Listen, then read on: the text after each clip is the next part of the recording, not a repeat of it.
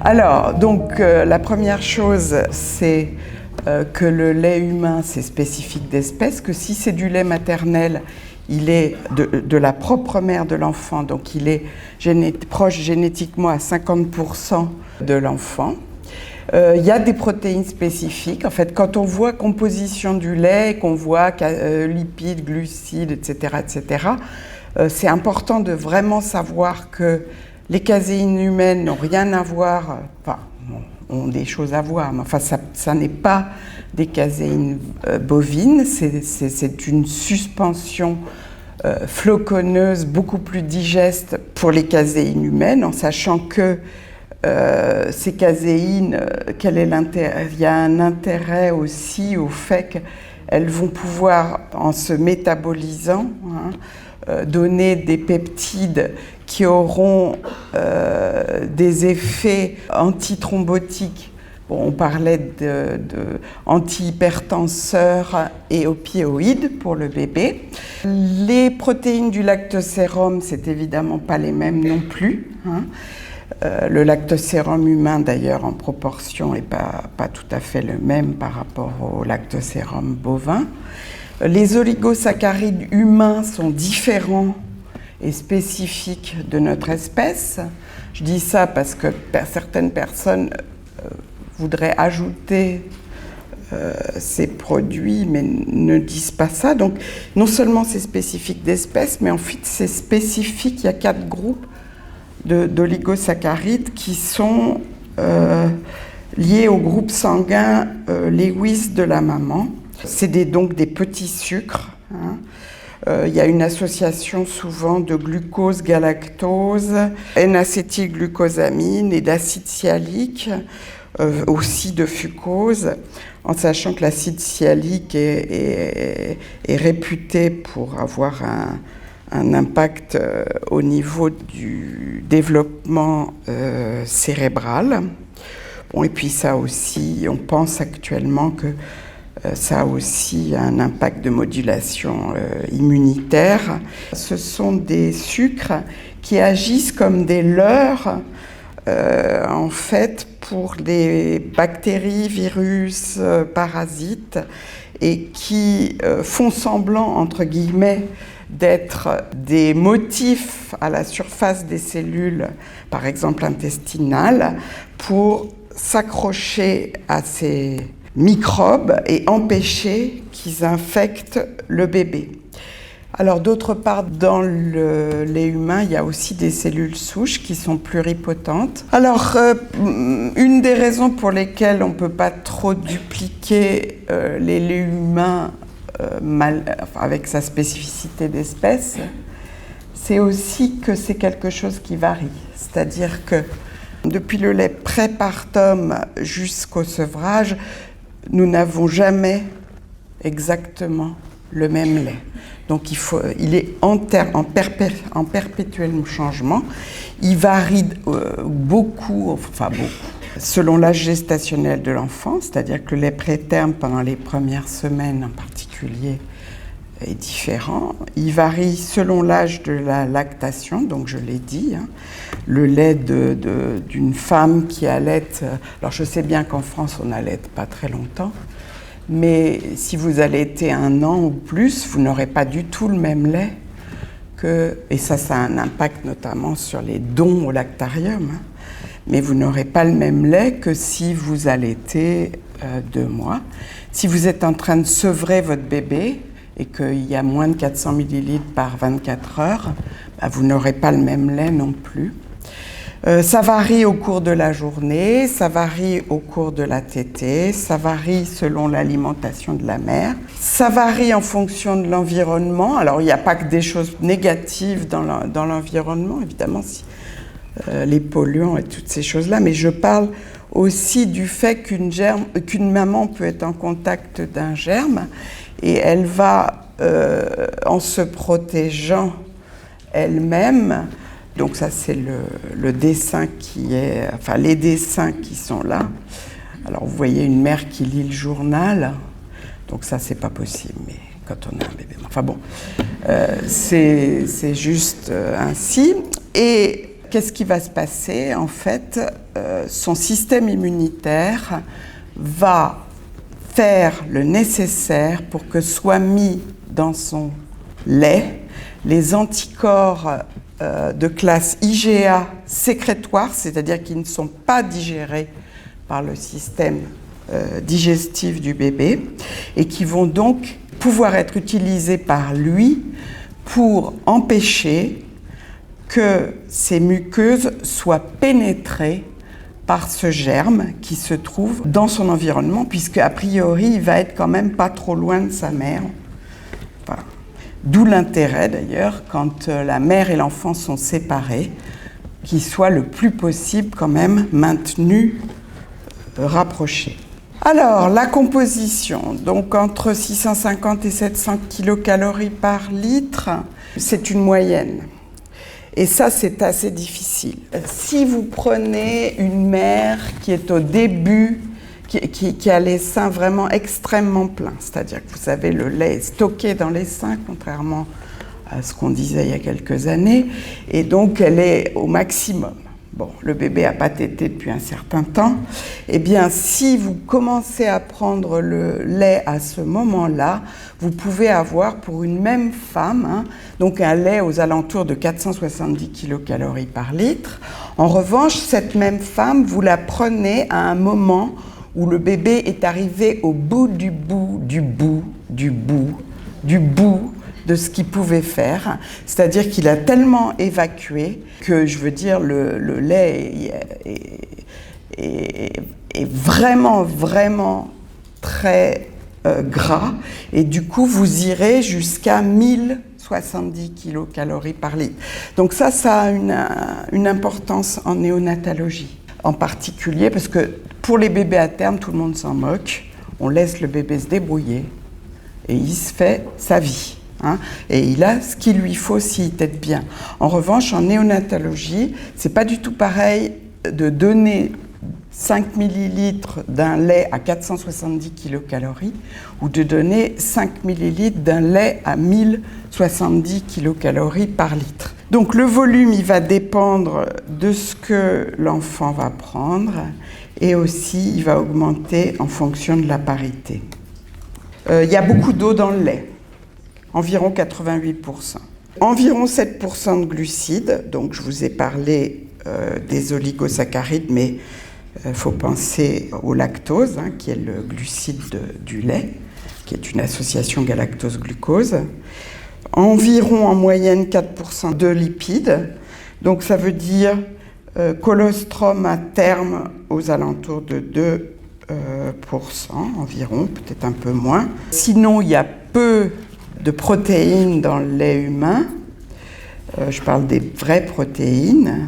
Il y a des vitamines hydro- et liposolubles, en sachant que les vitamines hydrosolubles, il y a 2 impacts qu'il faut signaler, c'est l'alimentation et puis la chirurgie bariatrique. Bon, liposolubles aussi, mais il y a des vitamines liposolubles ADE-K dans le lait. Ça ne veut pas dire qu'il ne faut pas supplémenter, mais il y en a. Il y a des minéraux divers et variés. Le vert, c'est la proportion de caséine et le orange de protéines du lactosérum. C'est pour vous dire que dans le colostrum, il y a à peu près 10 de caséine et 90 de protéines du lactosérum. Et il semble qu'on n'atteint jamais au-delà de 50-50.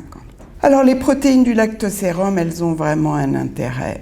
Bon, enfin, le reste aussi. Les caséines, je vous en ai parlé un petit peu déjà. Je voudrais vous parler d'Hamlet, et je ne parle pas de Shakespeare. L'alpha-lactalbumine humaine rendue létale pour les cellules tumorales. Alors, la lactoferrine, c'est une protéine qui, quand elle est complexée au fer, favorise son absorption. Une fois qu'elle cesse d'être complexée au fer, elle a un rôle antiviral et antibactérien en synergie avec une autre protéine qui est une enzyme et qui est le lysozyme.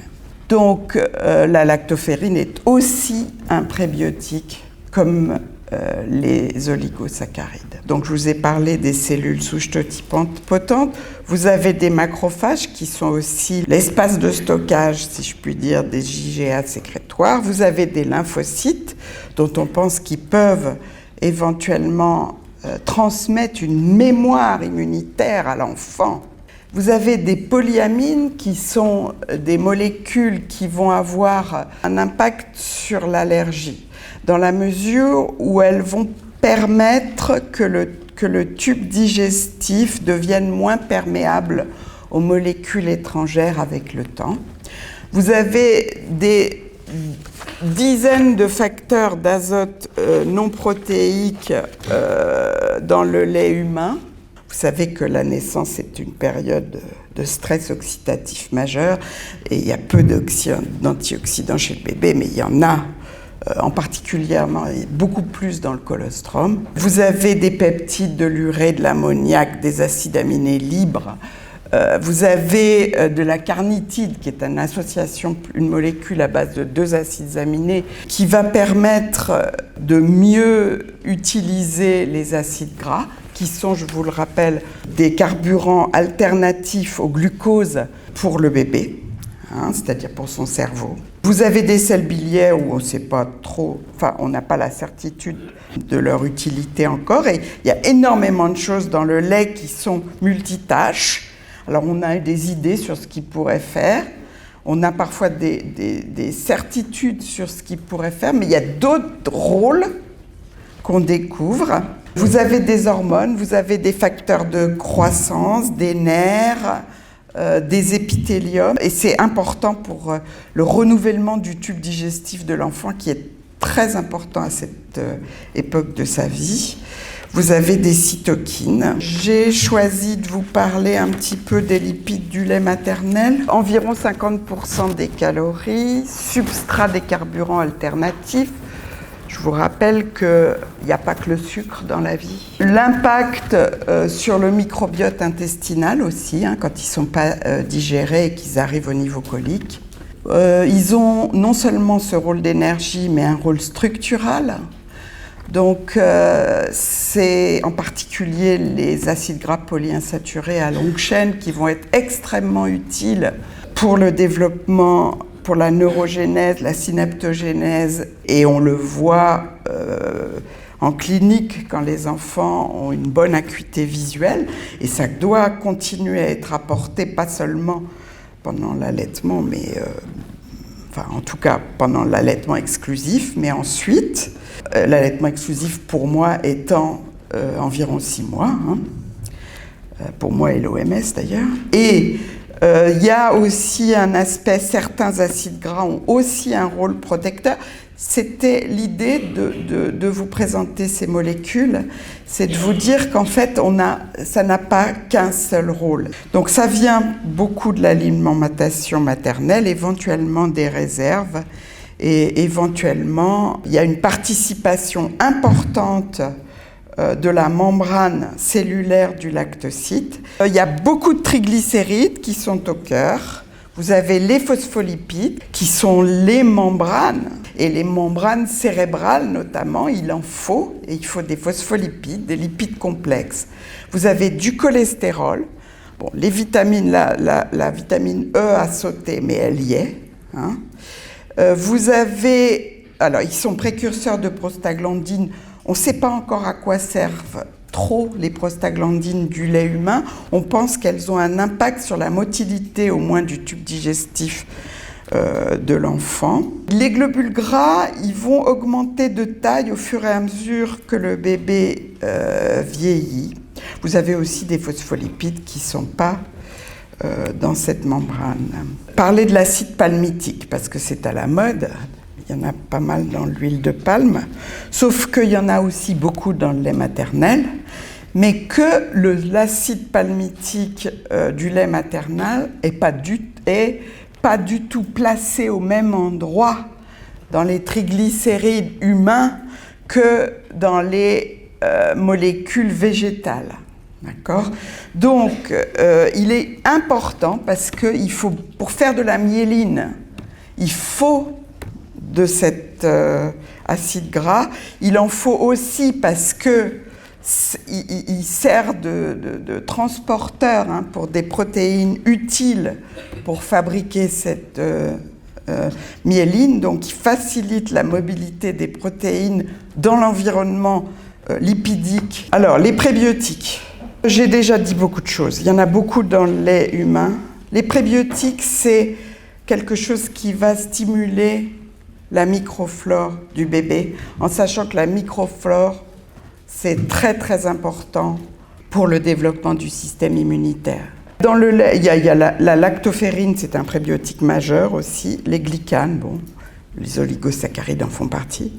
Vous avez des probiotiques dans le lait humain. Vous avez plus de 700 espèces de probiotiques dans le lait maternel. Il y a beaucoup de choses qui vont agir sur cette quantité de probiotiques qui vont être à disposition du bébé, en particulier les conditions de la naissance, en particulier l'utilisation d'antibiotiques, en particulier le fait d'être en surpoids. Alors, je vous ai fait une toute petite diapo. Alors, en sachant que c'est très difficile de faire un truc sur les différences entre le lait pré-terme et à terme, je pense qu'on va découvrir des choses très variées. Une chose vraiment importante, c'est que la manière dont le lait est recueilli va vraiment avoir un impact. Comme je vous ai dit, si vous recueillez le lait en fin de vidange, vous aurez plus de protéines, vous aurez plus de gras pour le bébé. Puis tout ça est très discutable. Il y a des tas d'études qui disent des choses un peu différentes. Je voudrais quand même terminer sur une chose, c'est qu'à l'heure actuelle, il y a depuis 5 ans à peu près, il y a des études qui sortent sur les fortifiants d'origine humaine. C'est-à-dire que vous savez que chez les prématurés, à l'heure actuelle, les fortifiants utilisés sont d'origine bovine. Ça vaut le coup au point de vue financier, semble-t-il. C'est-à-dire que le gain en matière de santé pour l'enfant, alors ça c'est inappréciable du point de vue du prix, vaut la peine. Ça veut dire que ça fait du boulot pour le lactarium, pour l'avenir. D'autres choses, les machines maintenant permettent éventuellement de faire un enrichissement personnalisé, y compris avec autre chose que des protéines humaines, mais en fonction du lait de la mère.